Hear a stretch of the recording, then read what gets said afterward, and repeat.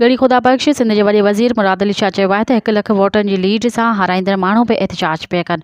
मुख़ालिफ़िन खे इलेक्शन विढ़ण लाइ polling agent बि न पई मिलिया। मरियम नवाज़ रुॻो ऐलान कया आहिनि, असां पंहिंजे सूबे में कम बि शुरू करे छॾिया आहिनि। वॾे वज़ीर मुराद अली शाह गढ़ी ख़ुदा बख़्श में शहीदनि जे मज़ार ते हाज़िरी बात मीडिया सां ॻाल्हाईंदे चयो त शहीद साफ़ी जान मोहम्मद महर जे क़ातिलनि जी गिरफ़्तारी कयो वेंदो। सिंध जे अवाम पीपल्स पार्टी खे हिल वधीक वोट ॾिना, असां अवाम जी वधीक ख़िदमत कंदासीं। वॾे वज़ीर गढ़ी ख़ुदा बख़्श में शहीदनि जी मज़ारनि ते चादरूं चाढ़े फातिहा पढ़ी।